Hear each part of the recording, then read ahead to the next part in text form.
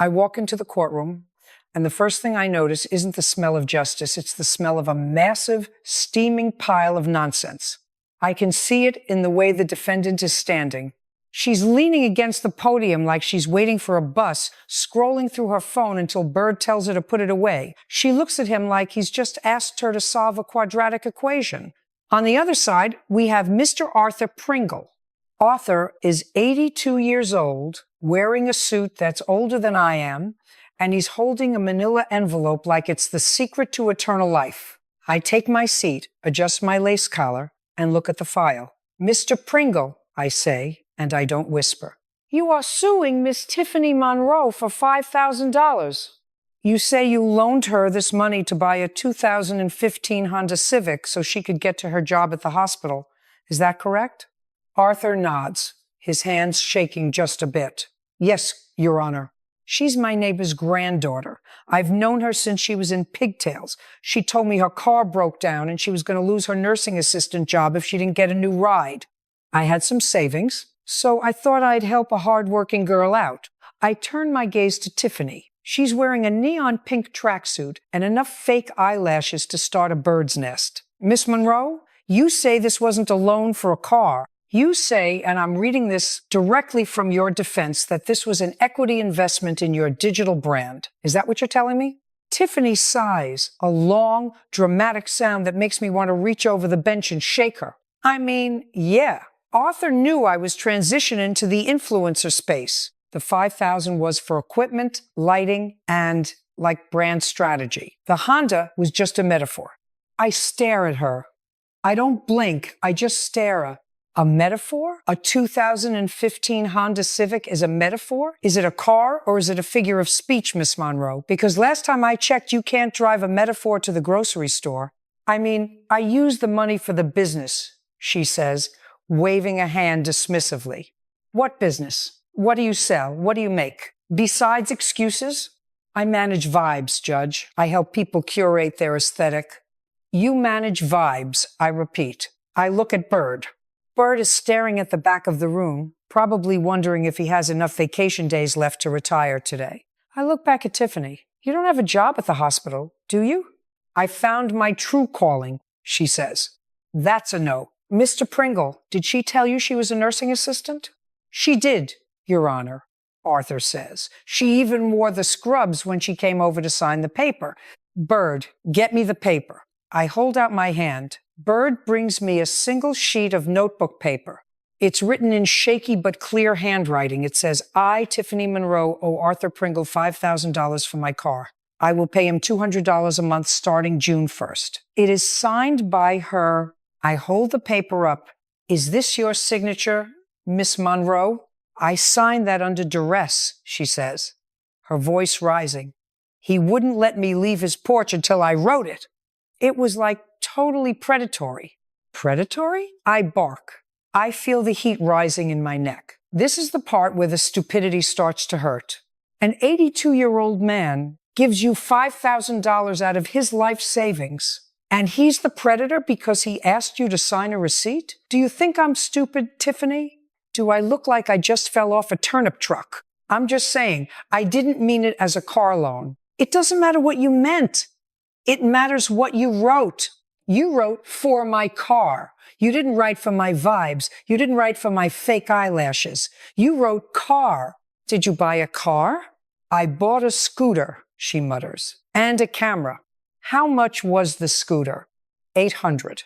And the other $4,200? Content creation. Judge, travel. I had to go to Miami to get the right shots for the launch. I slam my hand on the bench. The sound echoes through the room, and even the people in the back row sit up straighter.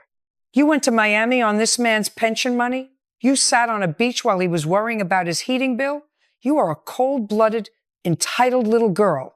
You took advantage of a man's kindness because you thought he was too old to fight back. Well, guess what? He's not alone today. I'm here. I'm going to pay him back when my brand goes viral, she shouts. Don't pee on my leg and tell me it's raining, I shout back. Your brand is a joke. You have no business. You have no income. You have no character. You took $5,000 under false pretenses. That's called fraud. Tiffany, do you know what the penalty for fraud is in the real world? It's not vibes, it's handcuffs. I look at Arthur. Mr. Pringle, did she ever pay you a single cent of the $200 a month? No, Your Honor. Every time I called her, she told me she was in a meeting or that her bank account was frozen for an audit. I turned back to Tiffany. Was your account frozen? It was like a glitch. A glitch. My goodness, the world is just full of glitches for you, isn't it? The car is a metaphor, the loan is an investment, the fraud is a glitch. Let me tell you how this is going to work. I'm giving him a judgment for the full $5,000, and I'm adding the maximum interest allowed by law. But I don't have it, Tiffany wails. Then you'd better start selling that scooter and that camera, I say, my voice as sharp as a razor. And maybe you can sell some of those vibes you're so proud of. But if I find out you've touched one more penny of a senior citizen's money, I will personally refer this case to the district attorney for criminal prosecution. Do you understand me? She starts to cry those big, fake, crocodile tears that are designed to make people feel sorry for her. It doesn't work on me. I've been on the bench for longer than she's been alive. I've seen every performance, every costume, and every lie. Save the waterworks for your followers, I snap. Arthur, you're a good man, but you're a foolish one. Don't ever lend money to anyone who uses the word influencer as a job title. Do you hear me? Yes, Your Honor, Arthur says, looking relieved. Good. Judgment for the plaintiff. We're done here. Get her out of my sight. I watch her stomp out, her neon tracksuit glowing under the fluorescent lights. She's already reaching for her phone as she hits the door, probably to go live and tell her 3 followers how unfair the legal system is. Let her. The law doesn't care about her followers. The law cares about the $5,000 she owes a man who worked his whole life to save it. I take a breath and close the file. My heart is thumping a bit. It's not just the money. It's the sheer, unadulterated gall of people who think they can reinvent reality just because they have a ring light and a social media account. Bird, I say, leaning over. Yes, Judge? If I ever tell you I'm managing vibes, I want you to take my gavel and hit me over the head with it. Bird actually chuckles. Noted, Judge. Next case, I say. I look at the next file. It's a landlord-tenant dispute. A woman is suing her former landlord for her security deposit, and the landlord is countersuing for psychological distress because the tenant's cat looked at him mean. I wish I were making this up. I look at the clock. It's only 10:30 in the morning. It's going to be a very, very long day. I look up as the next pair walks in. The woman, Miss Gable, is holding a cat carrier. No! I shout before she even gets to the podium. Put that cat back in the car. This is a courtroom, not a petting zoo.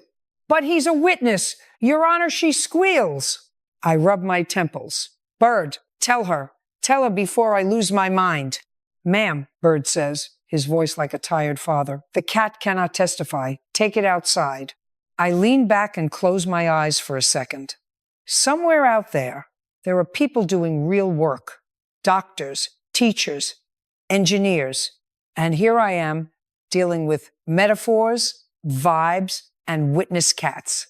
Let's go, I say, opening my eyes. Miss Gable, tell me why I shouldn't throw this case out right now for you, bringing a feline into my presence.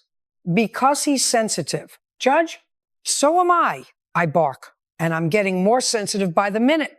Bard finally gets Miss Gable to take that miserable cat out to her car, and she comes back in looking like she's just been asked to surrender her firstborn. I have zero sympathy. Zero. I look at her, then I look at Mr. Henderson. He's a middle-aged man in a cheap suit, and he's clutching his chest like he's having a heart attack for the cameras. All right, Mr. Henderson, I say, leaning forward. You're countersuing this woman for $5,000, the jurisdictional limit for psychological distress. And in your statement, you say the distress was caused by her cat, Mr. Whiskers, giving you, and I quote, judgmental stares whenever you came to collect the rent. Is that your testimony? Are you a grown man standing in a court of law telling me a cat hurt your feelings? Mr. Henderson clears his throat, sounding like a rusty gate. Your Honor, it wasn't just stairs. That cat would sit on the windowsill and follow me with its eyes. It was intimidating. It made me feel unsafe in my own building. I had to start taking Xanax just to go into the hallway. I stare at him for a long, quiet moment. I want the silence to settle in so everyone in the room can realize just how ridiculous this man is. Intimidating, I repeat slowly. A house cat. Did the cat have a gun, Mr. Henderson?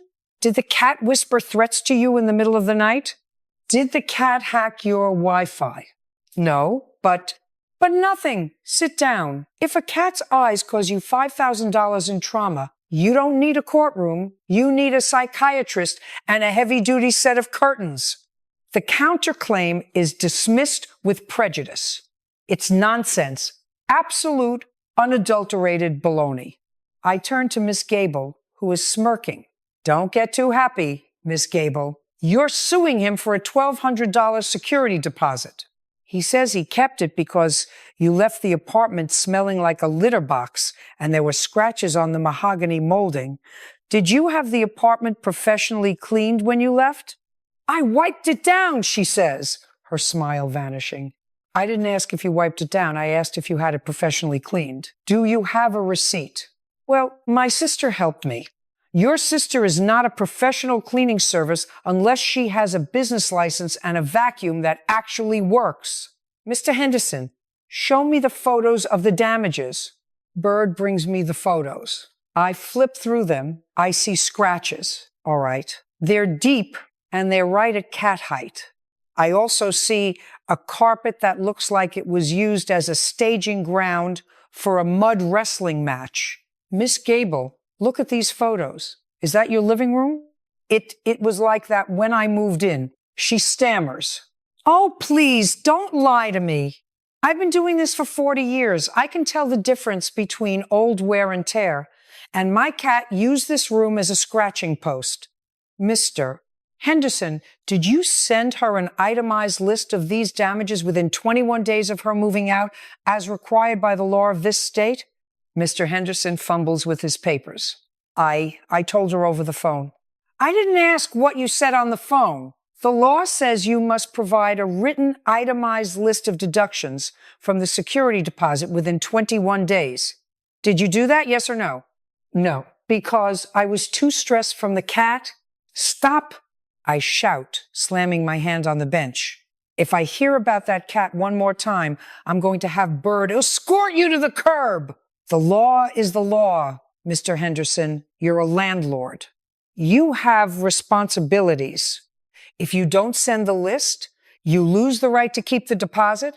It doesn't matter if she burned the place down. If you don't follow the procedure, you owe the money. Do you understand? He looks like he's about to cry. Miss Gable looks triumphant. And you, Miss Gable, I snap. Don't think you're getting away with being a slob. You're getting your deposit back because he's incompetent, not because you're right. You ruined that man's molding. You should be ashamed of yourself. Judgment for the plaintiff in the amount of $1,200. Get out. They scramble out of the room, and I feel a headache starting to form behind my eyes. This is the problem today. Nobody wants to follow the rules, and everyone wants to be a victim. A man is a victim of a cat's eyes, and a woman is a victim of having to clean up after her own pet. It's a race to the bottom, and I'm the one stuck with the whistle. Next case, I call out. The next pair is two young men, Marcus Reed and Julian J. Blaze Carter. Marcus is wearing a sensible polo shirt and looks like he's about to throw up. Julian is wearing a floor-length fur coat in the middle of summer and sunglasses inside my courtroom. Take off the glasses, mister. Carter, I say before he even reaches the podium. I want to see the eyes of the man who thinks a fur coat is appropriate attire for a court of law. Julian slowly slides the glasses off, giving me a look that he probably thinks is cool. It's not. It's irritating. It's a brand, Judge. I'm an artist. You're a defendant, I snap. And in this room, that's the only brand that matters. Mr. Reed, you're suing Mr. Carter for $3,500. You say you paid him to produce a demo track for your music career and he never delivered. Is that right? Marcus nods vigorously. Yes, Your Honor. I saved up for 6 months. He told me he worked with big names. He said he'd have the track finished in 2 weeks. That was 8 months ago. Now he won't even answer my texts. I look at Julian. Mr. Carter, did you receive $3,500 from this man? Julian leans back, spreading his arms across the podium. I mean, technically, yeah, but it wasn't for a track. It was for creative consultation and lifestyle coaching. I was helping him find his voice, you know? You can't put a deadline on a vibe, Judge. I stare at him. This makes no sense. This makes absolutely no sense. You're telling me this man gave you $3,500 to find his voice? What does that mean? Did you take him to a singing coach? Did you buy him a microphone? I took him to the club, Julian says with a straight face. I showed him how a star moves. I curated his energy. You curated his energy at a club? On his money? I turn to Marcus. Mr. Reed, why on earth would you pay a man to take you to a club to curate your energy? I didn't, Marcus shouts. He said the club was where we were meeting the label reps, but the reps never showed up. He just kept ordering bottles of champagne on my tab. I look back at Julian. I can feel the sarcasm bubbling up. So, let me get this straight, Jay Blaze. Your creative consultation consists of you drinking expensive champagne while this poor kid watches you? Is that the lifestyle you're coaching him on? How to be a mooch? It's an industry standard, Judge. You gotta look the part to be the part. The part you're playing right now is a con artist, I bark. Do you have a contract, any document that says lifestyle coaching? We had a verbal agreement. It's all about trust in the streets. Well, we aren't in the streets. We are in a court of law. And in this court, trust is what you have when you have a signed piece of paper. Mr. Reed, do you have any text messages where he talks about the demo track? Marcus pulls out a stack of printouts. Right here, Your Honor. He says, yo, the track is fire. Just needs the final mix. Send the last 500 and I'll drop the file tonight. I hold the paper up so Julian can see it. Is this your phone number, Mr. Blaze, or should I call you Mr. Fraud? Did you write the track is fire? Julian looks at the paper and shrugs. I might have been talking about a different track. Oh, stop it. Just stop it. You are lying through your teeth. You took this man's money. You spent it on yourself, and you never had any intention of making a track. You saw a kid with a dream and you picked his pocket. I spent hours on his brand. Julian protests. You spent hours on your own stomach. I shout. $3,500. You're going to pay every cent of it back. And Marcus, let this be a lesson to you. If someone tells you they can make you a star by taking you to a club and drinking your champagne, they aren't a producer. They're a parasite. Do you understand? Yes, Your Honor, Marcus says, looking like a weight has been lifted. Judgment for the plaintiff in the amount of $3,500. And Mr. Carter, get a job, a real one that requires a uniform and a clock-in card. You aren't a star. You're a defendant who owes money. We're done. I slam the gavel, and Julian starts to mutter something under his breath. Bird steps toward him, and Julian suddenly decides he has somewhere else to be. Good. I look at the clock. 11:15. My head is still pounding, but at least 2 more people have been forced to face the truth. It's a small victory, but it's the only one I've got. Next case. I barely have time to take a sip of my water lukewarm, just the way I don't like it, before the next catastrophe walks through the door. I look at the file. Beverly Higgins versus Zach Zen Miller. Beverly is a lovely-looking woman in her 60s, wearing a twin set and pearls, looking like she's about to go to a garden party. Zach looks like he just rolled out of a hammock in a commune. He's got beads in his hair and a smell that I can only describe as unwashed laundry and expensive incense. Mrs. Higgins, I start looking over my glasses. You're suing Mr. Miller for $2,500 for a botched car repair. You say you paid him to fix the transmission on your 2018 Toyota Camry and the car died 2 blocks from his house? Is that the gist of it?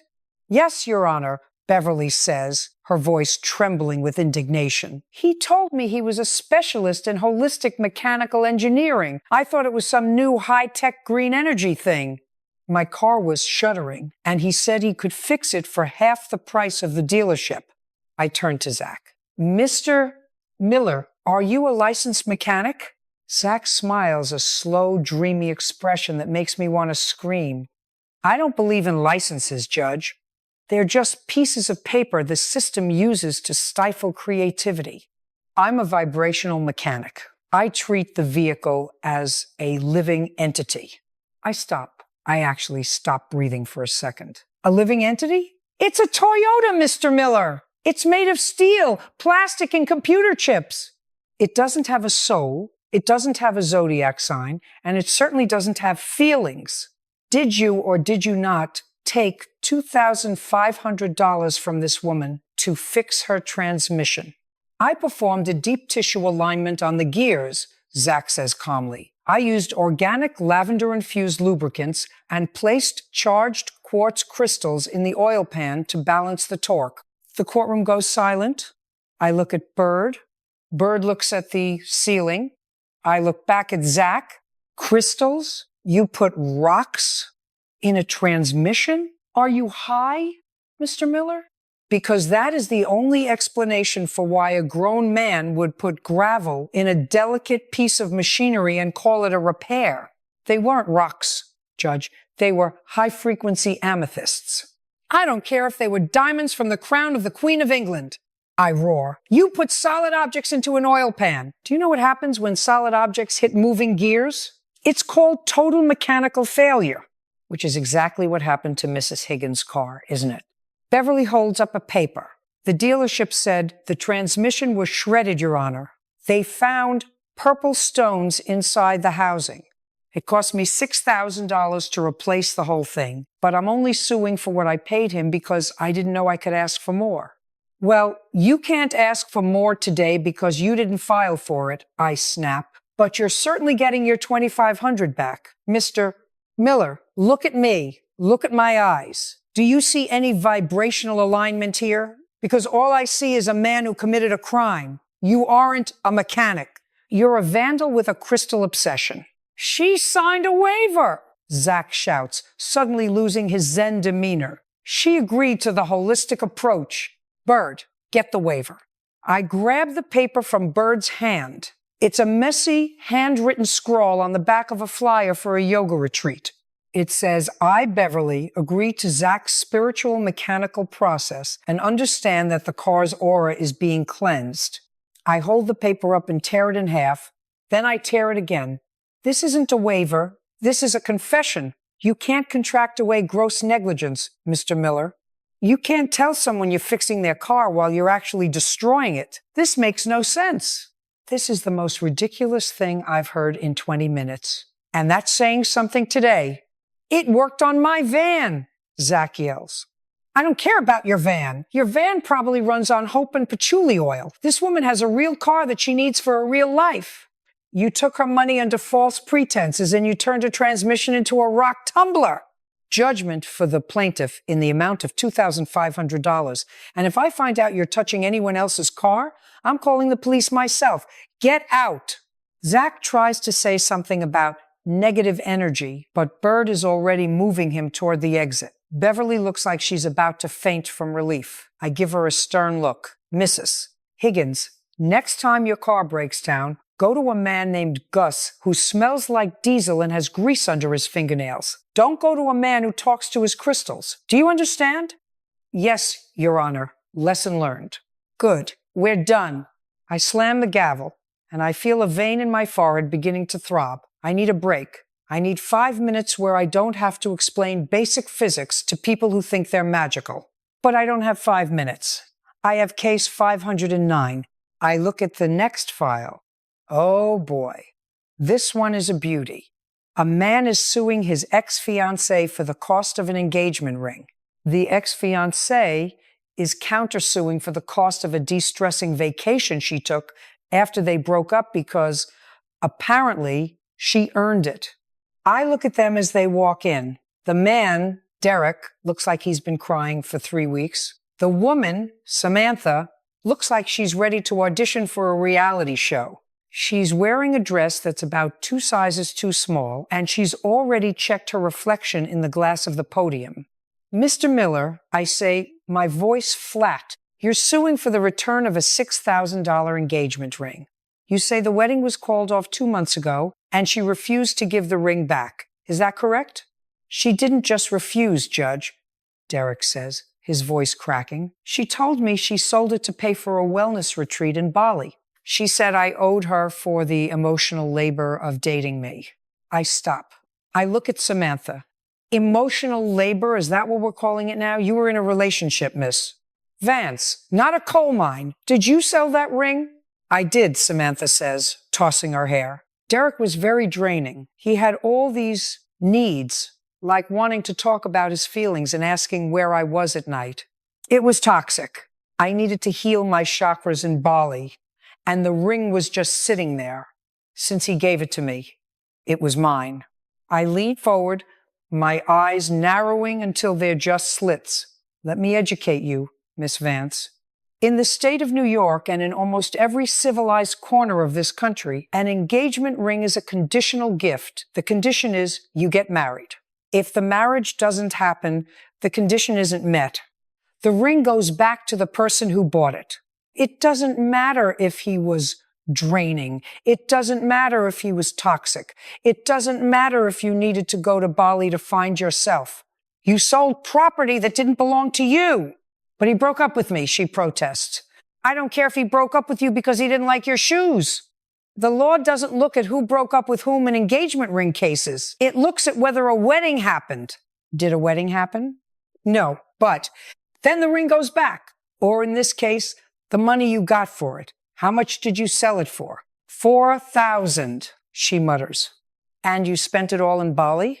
It was an expensive retreat. We did silent meditation and juice fasts. Well, you're going to be doing some loud meditation on how to pay back $6,000. I snap, because that was the value of the ring. You don't get to sell a $6,000 ring for $4,000 and call it even. You owe him the full value of the property you converted. What about my counterclaim? She shrieks. I'm suing him for $5,000 for the trauma of the breakup. I burst out laughing. It's a short, sharp bark of a laugh. Trauma? A breakup isn't trauma, it's life. If everyone got $5,000 for a breakup, nobody would ever work again. Your counterclaim is dismissed. It's ridiculous. It's frivolous. It's a waste of my time and the taxpayers' money. I look at Derek. Mr. Miller, I'm giving you a judgment for $6,000. But let me give you some free advice. Next time, buy a woman a nice dinner and a pair of earrings before you drop $6,000 on a rock. And if she mentions emotional labor on the first date, run for the hills. Thank you, Your Honor, Derek says, looking like he's finally breathing for the first time in months. Judgment for the plaintiff. Get out, Miss Vance, and take your toxic attitude with you. I slam the gavel. I feel the room starting to spin a bit. It's the sheer volume of the entitlement. It's the Bali and the crystals and the vibes. What happened to people just being decent? What happened to people taking responsibility? Bird, I whisper as I lean back. Am I getting old, or are people getting dumber? A bit of both, Judge Bird says with a wink. Don't be a smart aleck, Bird. It's my job. I take a deep breath, straighten my robe, and look at the next file. Next case. I look at the clock. It's nearly noon, and I haven't seen a single person who understands how a bank account works. I take a deep breath, adjust my robe, and look at the next file. Linda Montgomery versus Skylar Thorne. Linda, you're suing Skylar for $4,000 for breach of contract related to a social media management service for your dog? Is that what I'm reading? Linda, a woman in her 50s who is wearing a sweater with a giant golden retriever on it, nods solemnly. Yes, Your Honor, my dog Barnaby has a very unique personality. I wanted to share him with the world. Skylar told me she was a petfluencer architect and could make him the next big thing. I turn my gaze to Skylar. She's wearing a beanie inside my courtroom, which is 72 degrees, and oversized glasses that make her look like a confused owl. A petfluencer architect? Skylar, what exactly does that involve? Do you build tiny houses for famous hamsters? What do you do? Skylar leans into the microphone, her voice a monotone drawl. I specialize in micropause and macro trends, Judge. I was hired to develop Barnaby's brand voice and optimize his engagement algorithms through organic puppy content synergy. I stare at her. The silence in the courtroom is heavy. Synergy? Micropause? Skylar, this makes no sense. This makes absolutely no sense. I've been speaking English for 80 years, and I have no idea what you just said. Did you or did you not take $4,000 from this woman? I took the retainer for the first phase of the rollout, Skylar says, unfazed. And what was the rollout? I ask. Did the dog go on tour? Did he get a book deal? Linda, what did you get for your $4,000? Linda pulls out her phone, her lip trembling. I got 3 photos of Barnaby wearing a fedora and 1 video of him eating a carrot that was out of focus. That's it! And when I asked where the viral growth was, Skylar told me the dog's vibe was too niche for the current market and that I needed to pay another $2,000 for a vibe pivot. I feel my blood start to boil. A vibe pivot? You're telling me you took $4,000 for 3 blurry photos and then asked for more to pivot the dog's personality? Skylar Barnaby is a golden retriever. Their vibe is, I like tennis balls and I shed. There is no pivot. You're a grifter. I spent 40 hours on his SEO. Keywords. Skylar protests.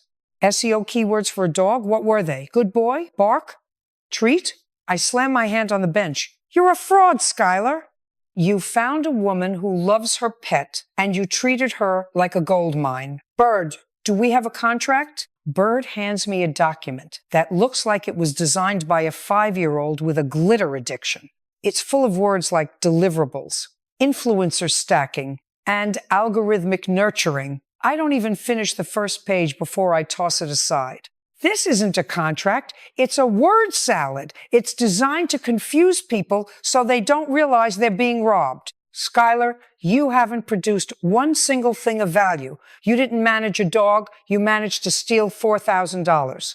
Linda, you were a fool to pay it, but she's a crook for taking it. But I have bills, Skylar whines. I don't care about your bills. I care about the $4,000 you're going to pay back. Judgment for the plaintiff. And Linda, if you want people to see your dog, take them to the park. It's free. Get out. I slam the gavel and Skylar stomps out, probably looking for her next vibe pivot. I rub my temples. Next case. The next pair walks in, Chloe and Madison. They look like they were best friends 10 minutes ago and now they're ready to pull each other's hair out. Chloe is crying. Madison is looking at the ceiling. Miss Davis, I say to Chloe, you're suing your roommate Madison for $1,500. You say she stole your designer boots and sold them online. Is that the case? Yes, Your Honor, Chloe sobs. They were my grandmother's vintage Chanel boots. They're irreplaceable. I found them listed on a resale app under Madison's profile. I look at Madison. Did you sell her boots? Madison? Madison shrugs, a slow, lazy movement that irritates me instantly. I didn't sell them in a malicious way. We have a shared closet agreement. What's mine is hers. What's hers is mine. I was just liquidating an underutilized asset to cover our shared utility bill. I stop. I lean forward until I'm inches from the microphone. An underutilized asset? They're boots, Madison. They aren't a stock portfolio. And a shared closet agreement? Is that in writing? Did you both sign a document saying you could sell each other's property to pay for electricity? It was a verbal understanding, Madison says. We're like sisters. I have a sister, I snap. And if she sold my Chanel boots to pay the light bill, she'd be standing where you are, and she'd be in a lot of trouble. You don't sell someone else's property without their express written permission. That's called theft. It's not liquidating, it's stealing. But I paid the bill, Madison shouts. She would have been in the dark if I hadn't sold them. Then she would have sat in the dark with her boots on, I roar. It's her choice. You don't get to decide which of her belongings are underutilized. How much did you sell them for? $800, Madison mutters. I turn to Chloe. And you're suing for $1,500? That's what they're worth on the vintage market. Judge, I have an appraisal from an online expert. I look at the appraisal. It looks legitimate. I look back at Madison.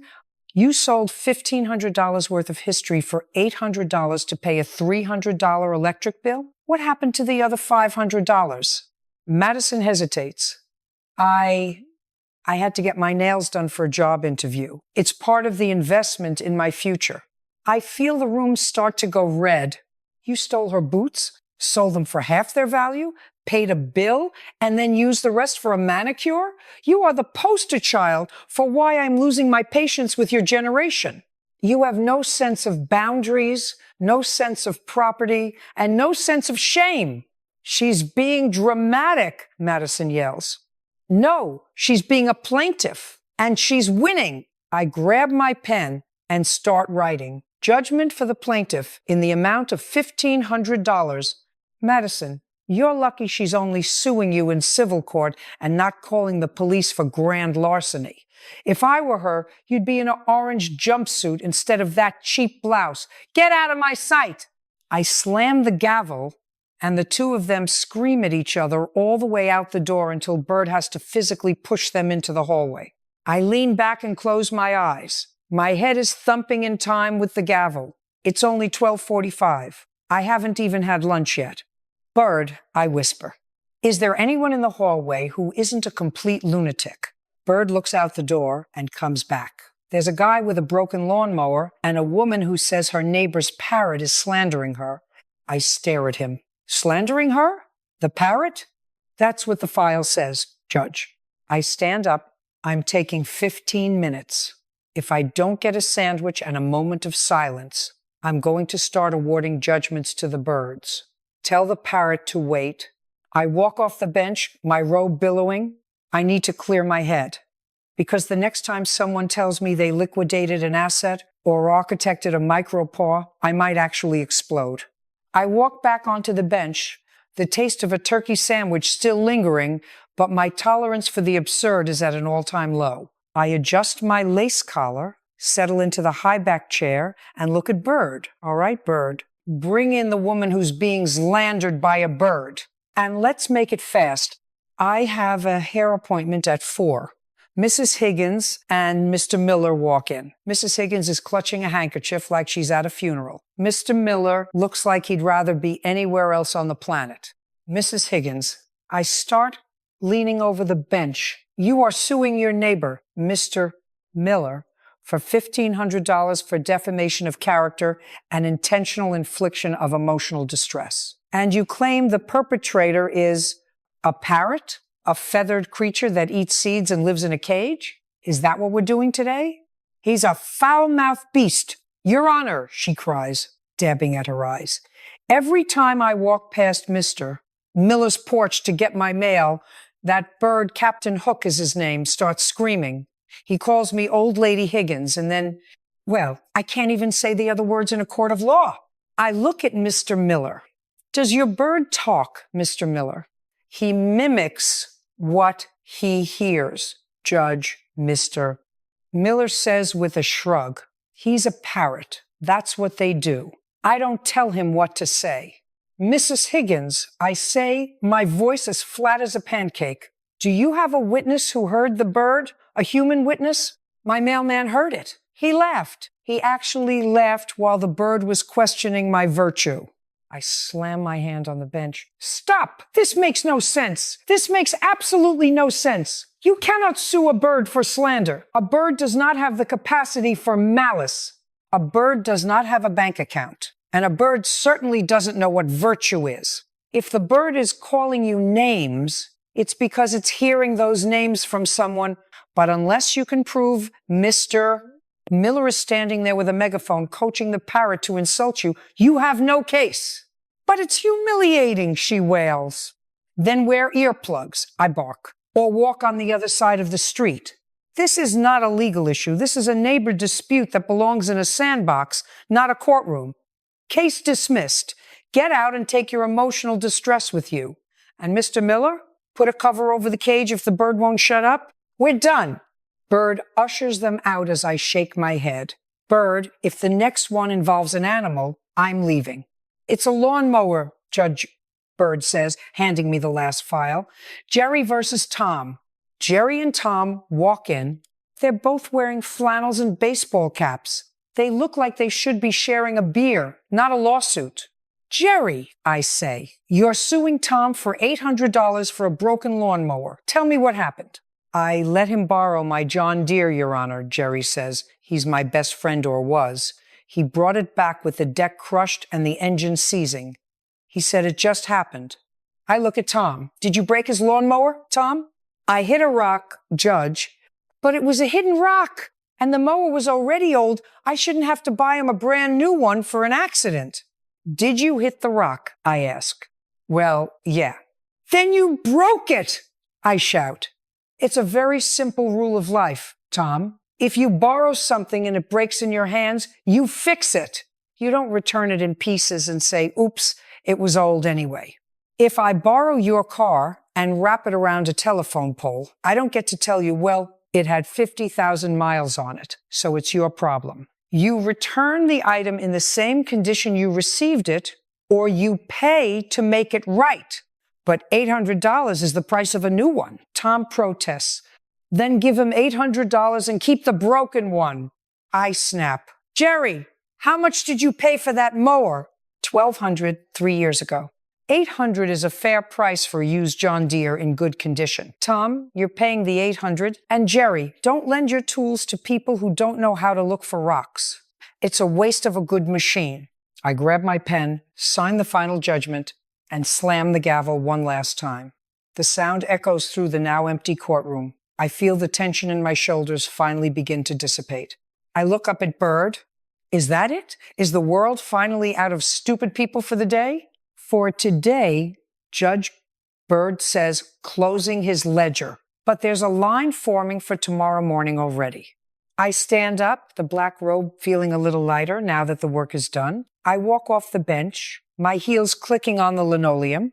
Today was a marathon of nonsense, from vibrational mechanics to metaphorical cars and slandering parrots. It's a wonder the country still functions at all. But as I reach my chambers and hang up the robe, I feel a sense of satisfaction.